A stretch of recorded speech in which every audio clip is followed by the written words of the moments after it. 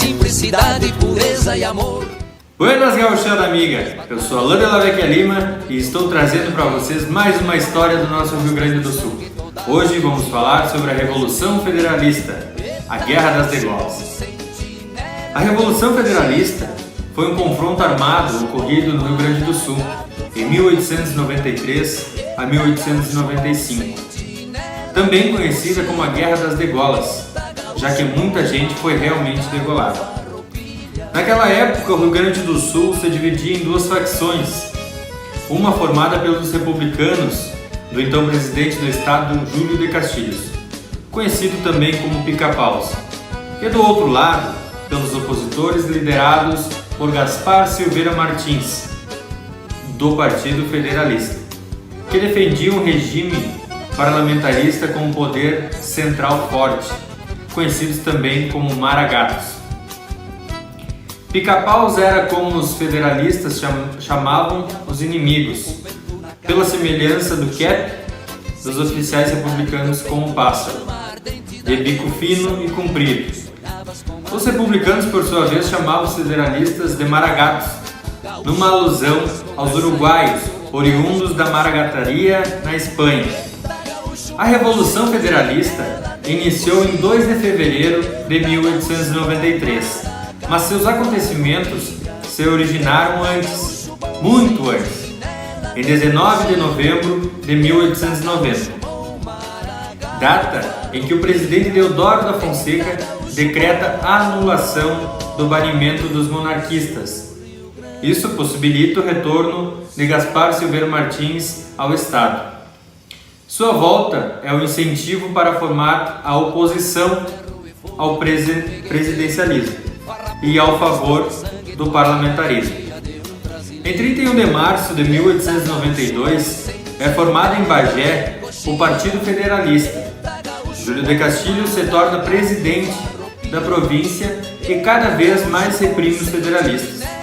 O movimento e o motivo da Revolução Federalista acontece devido aos diferentes ideais políticos, onde os maragatos gasparistas acusam o Estado de tirano e de querer manter um regime de perseguições.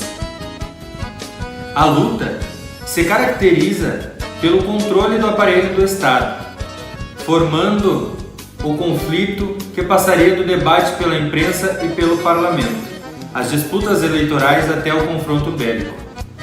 Nas eleições da Assembleia Constituinte, a União Nacional não participou do pleito, propondo a abstenção de seus eleitores neste sufrágio.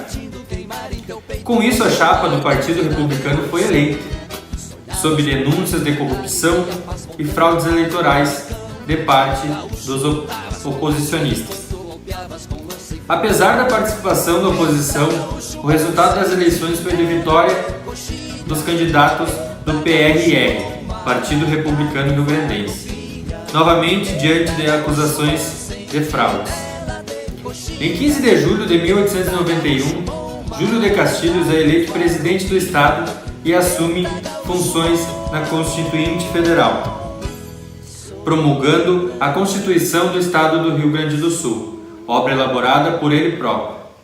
Essa Constituição garantiria a continuidade perpétua dos castilhistas no poder, passando a ser um dos principais alvos de crítica da oposição. A República não estava disposta a perder eleições para os antigos partidos monárquicos, introduzindo o voto descoberto, apoiando num sistema parcializado e viciado de alistamento e de apuração.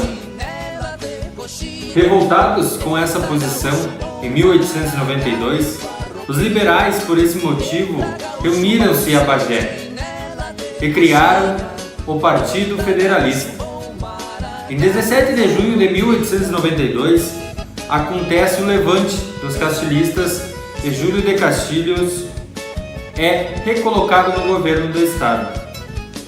A partir desse momento, começaram os primeiros sinais de resistência da oposição, sendo que Joca Tavares é colocado como presidente do Estado, mantendo um governo paralelo em Bagé, mas que durou pouco com a intervenção do Exército Nacional. Castilhos renuncia em favor de Vitorino Monteiro, que fica no cargo por apenas 3 meses. Assumindo Fernando Abbott, secretário do anterior, até as eleições estaduais de 1892. Floriano Peixoto decidirá apoiar Júlio de Castilhos, pois a oposição dos federalistas era dissidente da monarquia. As eleições estaduais foram marcadas para novembro de 1892 e o resultado levou mais uma vez Júlio de Castilhos para reassumir o estado em 25 de janeiro de 1893. Castilhos sustentava a vigência e a legitimidade da Constituição estadual, oferecendo garantias de uma eleição livre e fiscalizada pelas duas facções. Mas Silveira Martins insistia num pleito que assegurasse representação de 1/3 à minoria e a elaboração de uma nova Carta Constitucional, com recíprocas concessões. Sem nenhum sucesso eleitoral e nenhuma exigência atendida à oposição, acabaria por escolher pela luta armada. A partir de fevereiro de 1893, com a invasão do território sul-rio-grandense pelos rebeldes, surgindo a Revolução Federalista. Começou então uma série de confrontos entre federalistas e republicanos, sendo destaque o combate do Ianduí, cerco de Bagé, combate do Rio Negro no Rio Grande do Sul e cerco da Lapa no Paraná. A paz foi assinada em 23 de agosto de 1895, na cidade de Pelotas. A Revolução Federalista durou 31 meses, resultando uma das maiores lutas sangrentas da história do Brasil. Este foi mais um pouquinho da história do nosso Rio Grande do Sul. Um grande abraço!